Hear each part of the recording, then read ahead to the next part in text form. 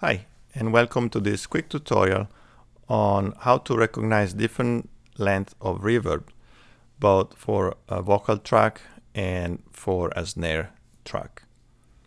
I think it's important to know, at least in the ballpark, your reverb length, so that when you listen to a piece of music and you try to analyze it, you can guess pretty accurately how long was the reverb assigned to a vocal track, to a drum track, to a guitar, and so on. So here I have a simple vocal track that is dry at the moment.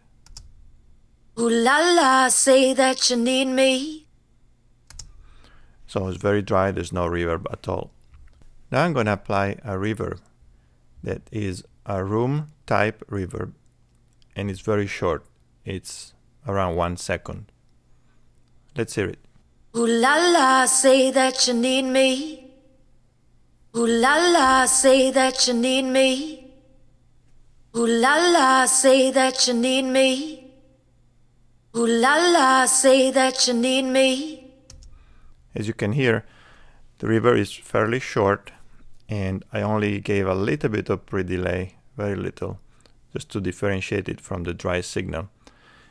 And it has a lot of character because we're mostly hearing a lot of early reflections. So it has a lot of color, but it doesn't have a long tail.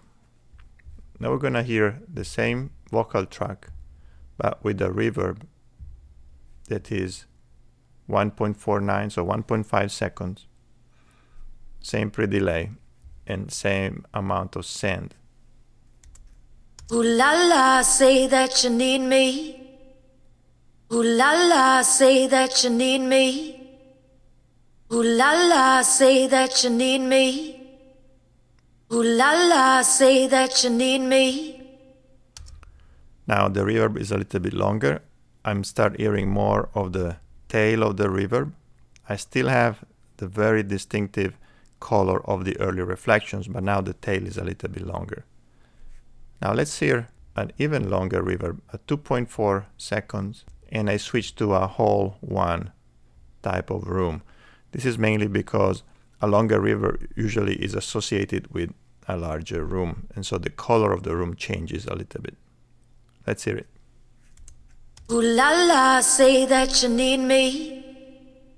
Ooh la la, say that you need me. Ooh la la, say that you need me. Ooh la la, say that you need me. Now I can clearly hear the reverb tail, and as you can hear, it has a little bit less of a color because there's more tail and slightly less early reflections compared to the length of the tail. And finally, we're going to use an even longer reverb. This is a 3.2 seconds, and I picked a whole 2 with a slightly different color. Let's hear it. Ooh la la, say that you need me. Ooh la la, say that you need me. Ooh la la, say that you need me. Ooh la la, say that you need me. Now I have a very long reverb tail. And for vocals, usually you can afford a longer reverb tail, a longer reverb, of course depending on the style. Now let's do the same, but with a snare sound. So I'm going to start again from my shorter reverb. It's a room with around 1 second reverb tail.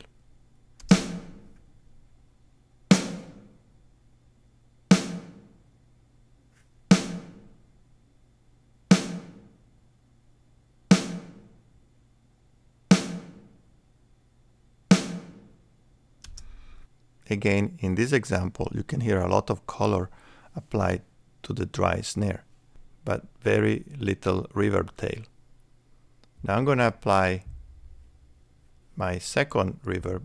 This is a room, but now I have the time of the reverb up to 1.49, so 1.5.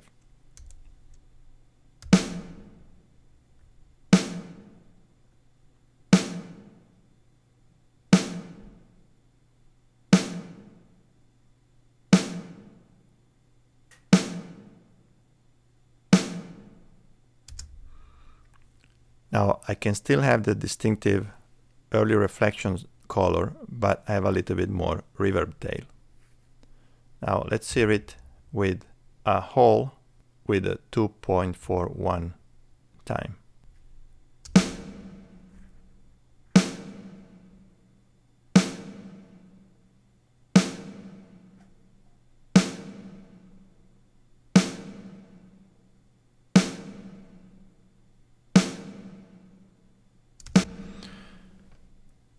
Now I can distinctively hear the tail while still preserving the color of the early reflections. And finally, let's use an even longer reverb. We're going to have a 3.3, 3.2 reverb tail.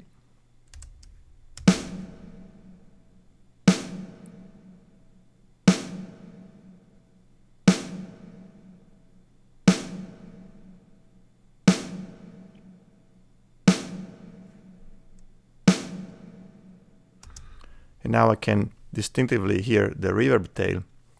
And again, the weight of the early reflections is a little bit diminished. I basically hear more of the tail and slightly less of the coloration of the early reflection. So it's very important to be able to recognize, in the ballpark at least, reverb length, especially when you start mixing, because it allows you to directly go to the right reverb type and length without having to go through many settings. After a while, you're really gonna be able to just know that you want that type of reverb on that track, and it's gonna just make your mixes more focused, but also more efficient. Now let's see if you can guess some of the reverb length that I'm gonna play. This is a good exercise to just kind of sharpen your ears when it comes to recognizing different types and length of reverb. Okay, here we go with the first example. Ooh la la, say that you need me. Ooh la la, say that you need me. Ooh la la, say that you need me. Ooh la la, say that you need me. All right, can you guess? Yes, this was a long reverb of 3.2 seconds. Now let's try another one. Ooh la la, say that you need me. Ooh la la, say that you need me. Ooh la la, say that you need me. Ooh la la, say that you need me. All right, can you guess? Yes, this was a very short reverb of around 1 second with a room type of early reflection applied. Okay, one more. Ooh la la, say that you need me. Ooh la la, say that you need me. Ooh la la, say that you need me. Ooh la la, say that you need me. Okay, what do you think? This was a medium reverb of around 2.4 seconds with the type Hall early reflection. Okay, let's do one more. Ooh la la, say that you need me. Ooh la la, say that you need me. Ooh la la, say that you need me. Ooh la la, say that you need me. Okay, what do you think? This was a short reverb of around 1.5 seconds with a room type of early reflection applied. So I hope you're kind of getting the idea and catching, the drift here, and just basically do some ear training exercise in recognizing those reverbs. Let's try with the snare now. Same thing. I'm gonna play a reverb and you need to guess which one was. Here we go.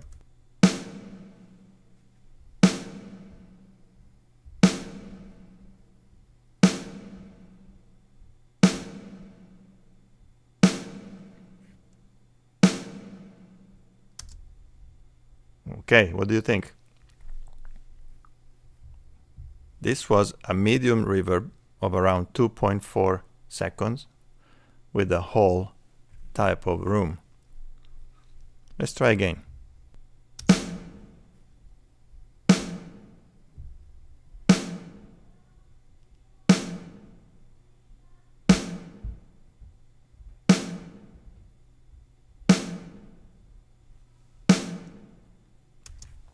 What do you think? Are you starting to recognize those different types of reverbs? Well, this was a short reverb of around 1.5 seconds with the room early reflections. Let's try once more. Here we go.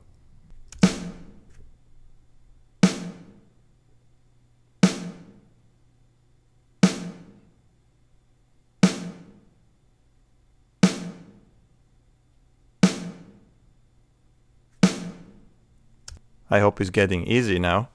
This was a very short reverb of around 1 second, again with the room type of early reflection. And finally, let's do one more.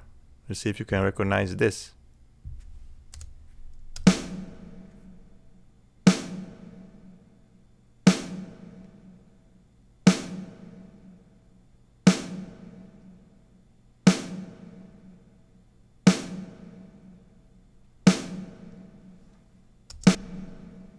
Okay, I hope you guessed correctly. This was a long reverb of around 3.2 seconds with a whole type of early reflection. So I hope you enjoy this tutorial. And again, just practice. And that's just the only way to do and to get better at this. And you will see that you will really improve the way you mix and also the quality of your mixes.